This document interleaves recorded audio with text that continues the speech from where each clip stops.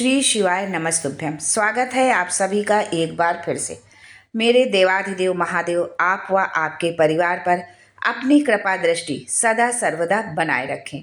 दोस्तों, यदि आप अपनी सभ्यता, संस्कृति, तीज त्योहार, धार्मिक जानकारी, वास्तु एवं ज्योतिष संबंधित उपायों के बारे में जानना चाहते हैं तो चैनल को सब्सक्राइब जरूर करिएगा। दोस्तों, 84 लाख योनियों में 20 लाख योनि पौधों की होती है, वृक्षों की होती हैं। गंगा और सरस्वती ने लक्ष्मी को वृक्ष होने का श्राप दिया था।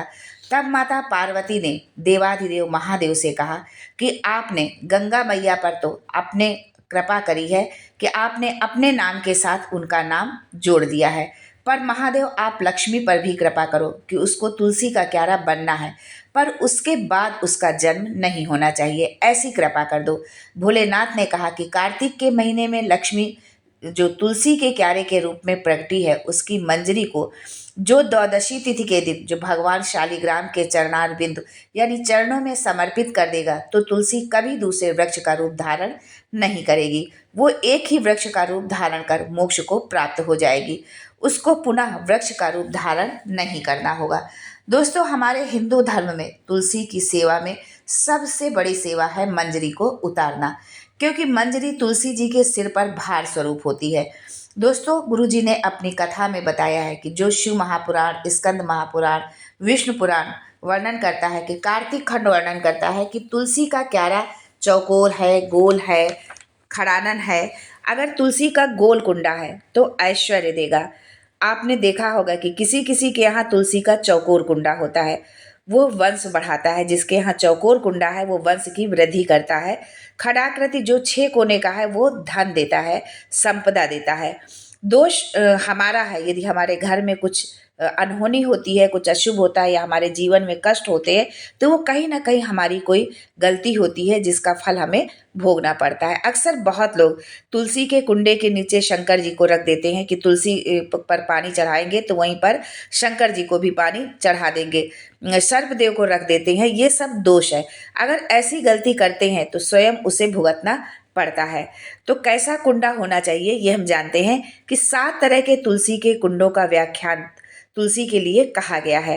पहला गोल, दूसरा चौकोर, तीसरा खड़ाकृति 6 कोने का, चौथा त्रिवेणी यानी कि 3 कोने का, पांचवा गार्डन में बिना कुंड को जो तुलसी का पौधा रोपित होता है, जो अपने गार्डन में ऐसे ही बिना कुंडा नहीं होता, कोई गमला नहीं होता, ऐसे ही तुलसी का पौधा उगता लगाते हैं लोग। वहाँ पर संपदा तो रहती है जो ऐसे ही लगा देते हैं, पर चिंता बहुत रहती है, टेंशन बहुत रहता है। क्यों घर के दरवाजे के बाहर बगीचे में इतनी सारी जो है तुलसी कर दी है। मान लीजिए कोई निकल कर जा रहा था, उसने थूक दिया, कोई निकल कर जा रहा था, उसने पानी डाल दिया, किसी श्वान ने, कुत्ते ने, बिल्ली ने गंदगी कर दी, तो उसका दोष आपको लगेगा। इसलिए कुंड में तुलसी लगाएं। गार्डन में जो तुलसी लगाई है वो धन तो देगा पर साथ में चिंता भी देगा। छठा, तुलसी का कुंड को 3 तार पर या डोरी पर लटकाकर रखना। आपने देखा होगा कि बहुत लोग कुंडे को जो है डोरी पर, चैन पर लटका देते हैं। विष्णु पुराण में उसका भी व्याख्यान है कि वो व्यक्ति के कार्य की उन्नति की सीढ़ी की ओर बढ़ सकते हैं।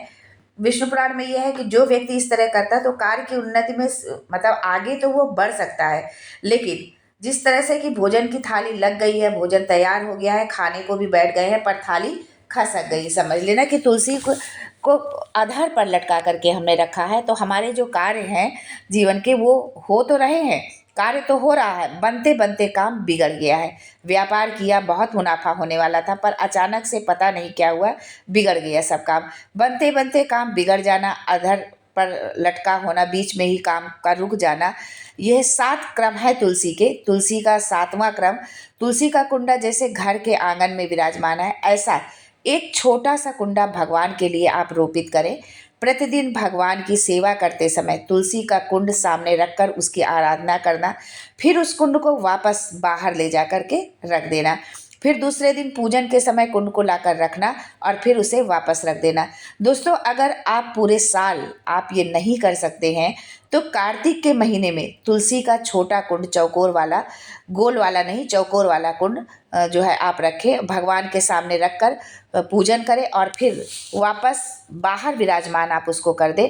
आप पूरे साल नहीं कर सकते तो कार्तिक के महीने में आप ये जरूर करें। इसका फल आपको 1000 गुना प्राप्त होगा। दोस्तों, जिस घर में तुलसी का कुंडा एक बाहर हो, एक घर में हो, मंदिर के सामने पूजन के लिए रखा जाए तो कहते हैं कि उस घर में वैभव, सत्ता, संपदा, लक्ष्मी, समृद्धि, शांति में कभी कोई कमी नहीं होती है। सुख की प्राप्ति होती है, आनंद की प्राप्ति होती है। 7 तरह के कुंड का वर्णन विष्णु पुराण में है। आप जिस भाव से कर रहे हैं ये आप पर निर्भर करता है। स्त्रियों के जितने भी रोग होते हैं, रजो धर्म से जुड़ी हुई जो भी उनकी तकलीफें होती हैं, जो भी उनकी समस्याएं होती हैं, उसका भी व्याख्यान देवी भागवत में स्पष्ट कहा गया है कि जिस स्त्री को इस तरह की कोई यदि तकलीफ है तो वो गूलर का फूल, जो देवी जी को घंटी वाला फूल चढ़ता है, उसको जो है लाल रंग का फूल वो होता है, वो माता के चरणों को स्पर्श कराकर, उनको छुआकर, तुलसी के पौधे का स्पर्श कराकर, जिस नारी को रजो धर्म से जुड़ी हुई परेशानियां होती हैं उसके अंतर्गत वो फूल, तुलसी का पौधा दिखाते हुए खिला दिया जाता है तो 2 से 3 दिन में आराम लगने लग जाता है। शास्त्र में कहा गया है कि आप आराधना में हाथ की माला ना भी रखें तो तुलसी की माला, रुद्राक्ष की माला आपके कंठ में होगी तो 21,600 श्वास जो मनुष्य के शरीर से प्रतिदिन निकल रही है, उस श्वास के बल पर आपके घाट की जिह्वा से वो मंत्र जाप हो जाएगा। उसका पुण्य आपके खाते में होगा।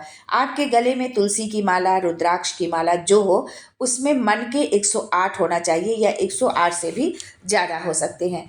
कम मनके की माला मत पहनना, क्योंकि गले में अगर तुलसी की माला होगी, रुद्राक्ष की माला होगी, भले आपके मुख से भगवान का नाम निकले ना निकले, भले आप भगवान का नाम जपे ना जपे, भले आप भगवान को भोग लगाएं ना लगाएं, भले आप तीरथ जाओ ना जाओ, पर गले में अगर तुलसी की माला या रुद्राक्ष की माला गले में आपके है तो आपकी श्वास जितनी निकलेगी, 21,600 श्वास जो मनुष्य के शरीर से प्रतिदिन निकल रही है, उस 21,000 जो श्वास है वो मनके का फल रोज आपको प्राप्त हो जाएगा।